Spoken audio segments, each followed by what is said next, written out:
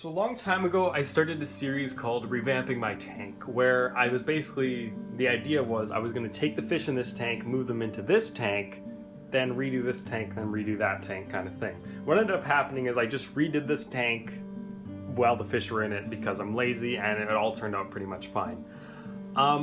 However, I felt kind of guilty about it. I mean, the whole point of that series was to see me, rescape these tanks, and I never did this one on film. And I thought I'd make up for that by rescaping the 10-gallon on film. Now, as you can see, the 10-gallon is not nearly as beautiful as this tank. This tank, to me, is stunning. The bowl aquarium thing also looks pretty nice. The ISO project, other than the fact that the isopods are completely in the back moss wall, is also looking pretty nice. But then we just have this tank, and it has so much potential. And the fish are cool, they're swordtails, they're hilarious, they're stupid. So I thought, let's rescape this thing. We've got mystery snails in this now, and I just chucked in, a few crypts. They're very in bad condition, but they'll recover. And I thought, why not just rescape this tank? We've got plants to work with, we've got some rocks, there's some more in here as well, and let's just go for it. Now, the first thing you're going to notice is this wood I have in here. Now, this is not the final scape, but I got this wood, I found it outside, boiled it, baked it in the sun for a few days, got a bit more in there. I was waterlogging it in a bucket outside, but I got bored, so we just chucked it in here. I figure with a bit of rocks, a bit of super glue, we can probably make a cool scape. I really like how this piece is coming up. I wish it wasn't sticking out of the tank, but we're gonna fix that. I figure the other piece could kind of come around to the front here, and hopefully when they're pressed against the glass, it'll make a cool thing, and I won't have to worry about them being waterlogged. And then those other two pieces, we can kind of lay down and use the rocks to level them out. I'm going to keep this rock because I had that in my first aquarium ever, and I kind of have a sentimental attachment to it. And, we're going to put a few other rocks around it, make a cool scape, put some rocks on that side. For plants, we've got water wisteria, bacopa, anacris, and hornwort in here, in addition to java moss, and as well as these little carpeting guys, a few java ferns that are floating all about, mostly rhizomes, but we can try to propagate stuff from that, or grow leaves from it rather. And the few crypts. So my hope is that we can kind of organize everything in a way that will, look nice, and that'll be this video. And then the next video I do will be, we'll actually see how, we'll take a little update, and I'll do, how for the ISO project a few days ago I made, well, it's probably not a few days ago by the time this is uploaded. A while ago I made an update video in the ISO project, and it was just some nice music and little captions. I'll probably do something like that for this. And yeah, I guess let's just get started with the scape. I'm just going to do a bit of narration over the little rescape thing here. Here you can see me getting some rocks out.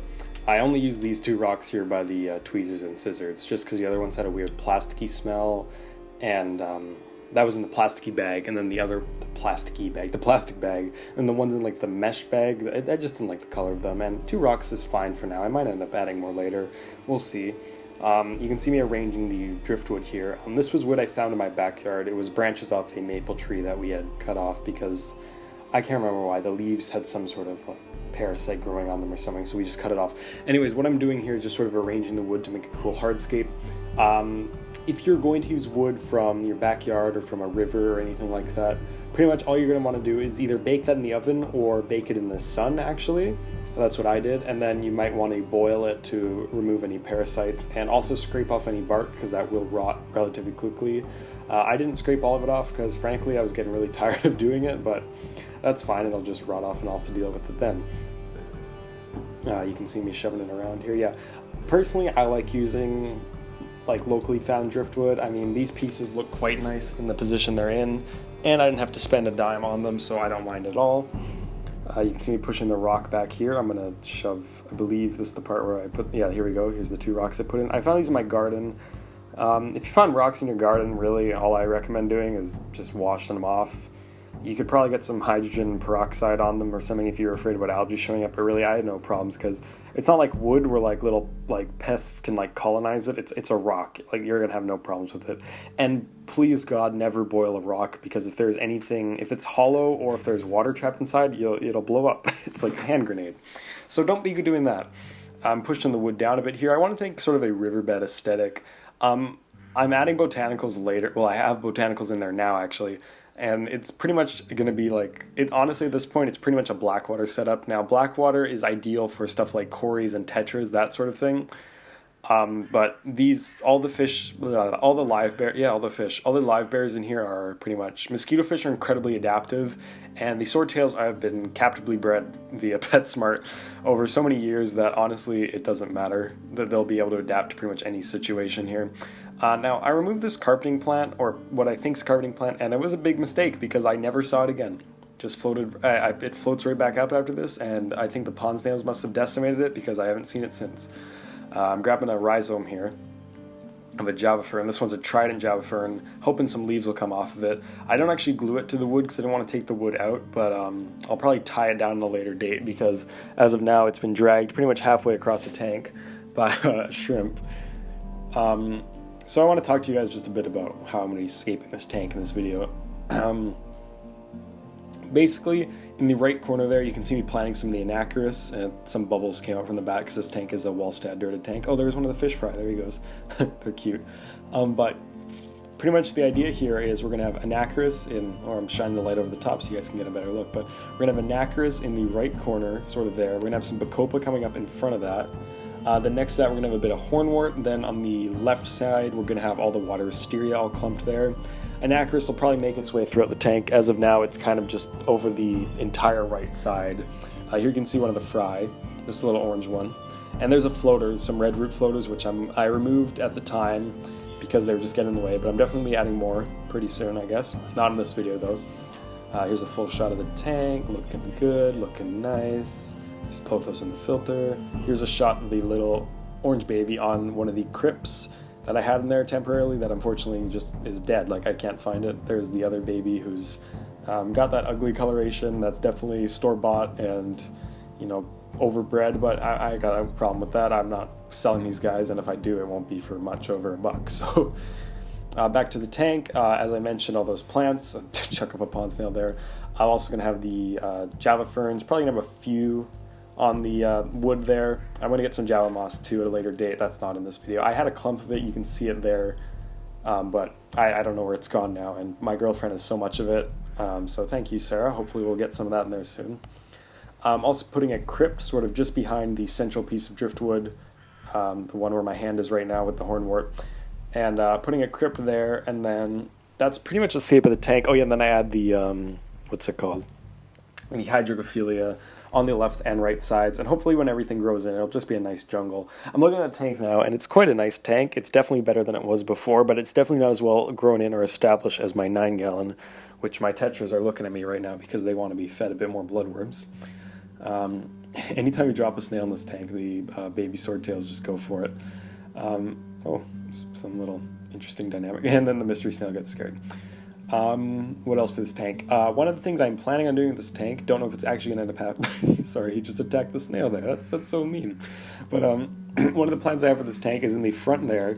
I'm thinking about getting some dwarf hairgrass growing. If you've ever watched Food the Flower Horn, he has successfully grown dwarf hairgrass in a no ferts, no CO2, completely Wallstad setup with no filter.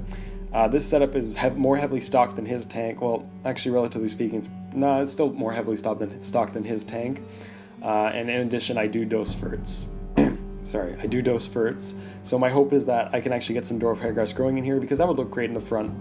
And this tank is perfectly, fit for that because there's no bottom feeders or anything. Oh, there's snails, but they don't care. Like, it's not like if I had Cories in here, I wouldn't be doing that because that could cause issues because they wouldn't be able to feed.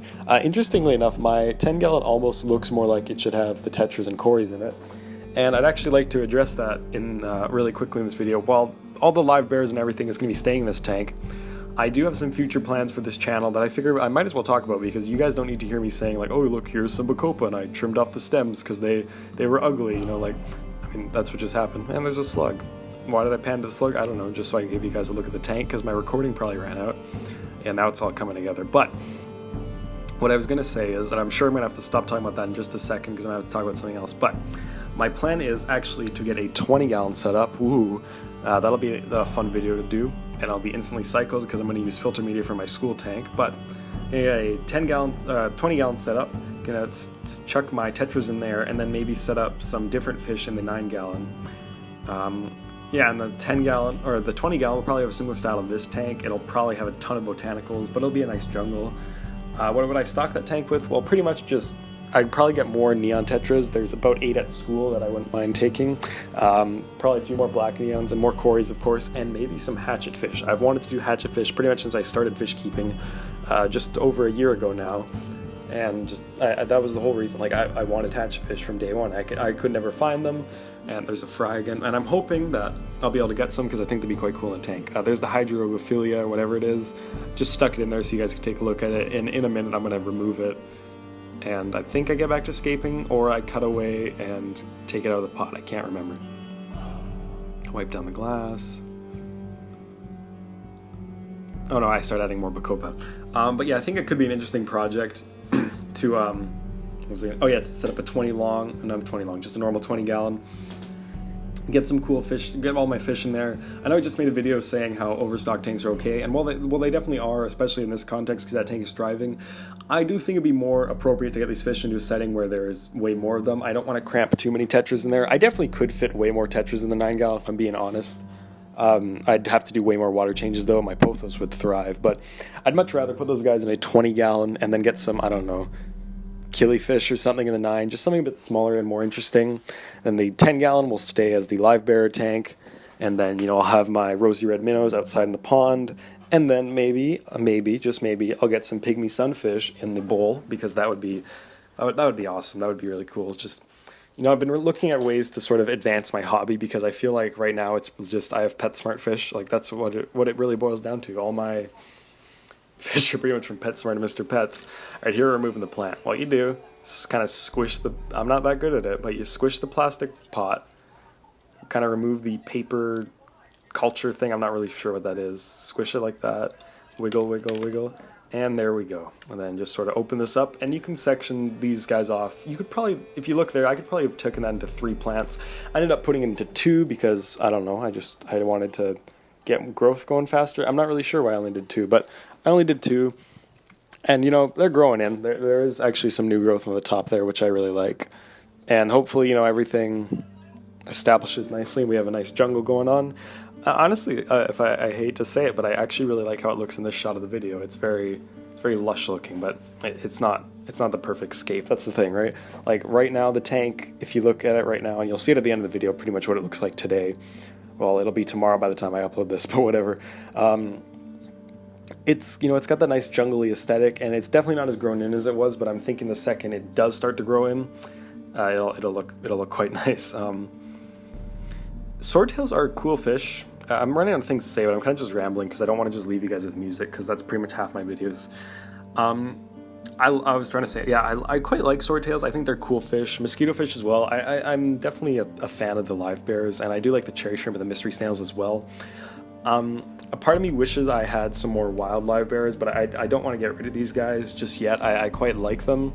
I like my babies. I like that I've been able to get them to spawn, even though it's not spawn, breed, even though it's not, or I guess spawn, I don't really know, but it's not too big of a feat. I mean, they're just swordtails. They're pretty much going to breed. I also like that my cherries have bred, and I'm hoping I can get these gold mysteries to breed.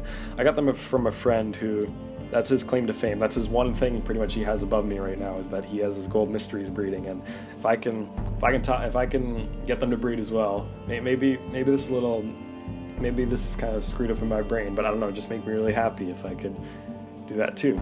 I don't know, it's just, you know what I mean, when it's your hobby but someone else does it like not as much as you, they're not as into it as you, but they manage to do something you want to do. That's kind of frustrating a bit mentally. So my goal is to get these guys to breed. Really hoping it's going to happen. I'm going to start feeding them cucumber and stuff. I'll probably make a whole video on feeding snails stuff. I don't really know, and hopefully to God I can breed them. What else is happening with this tank? There's the crypt. I like that crypt. I hope it grows in nice and lush.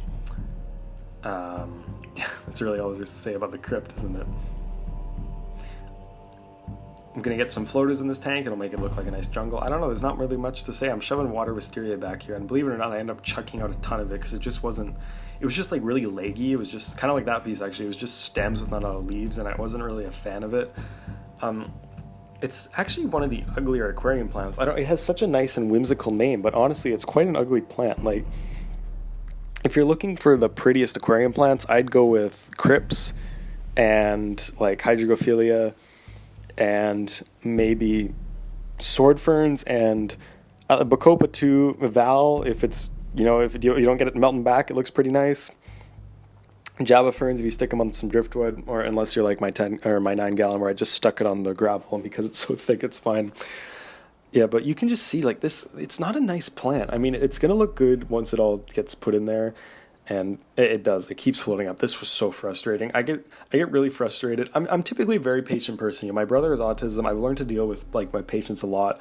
I draw. I draw. I make clay figures. I do a lot of things that require a ton of patience. But for some reason, when I was doing the ecosphere video, I mentioned it was extremely frustrating. Whenever I'm doing a terrarium or an aquarium, and I can't get something to, especially aquariums, because it's where it happens more often, when a plant keeps floating up, or wood won't sit down in place, it is so frustrating to me. I don't know why. It just drives me nuts, because like, what am I supposed to do? I put it in there, it floats up. Okay, so I push some rocks around it, it floats up. I put a rubber band to tie it together, it floats up. Eventually, I found it a lead weight that was actually just sitting in the tank. I mean, the fact that it's been sitting in the tank for probably like 3 months now and nothing bad has come from it, I see no issue, so I'm just going to leave it in there. But I ended up using that to weigh it down because I was getting so frustrated with how it kept floating back up. And I originally had that in there, I believe, to tie down the bacopa that I had put in there temporarily.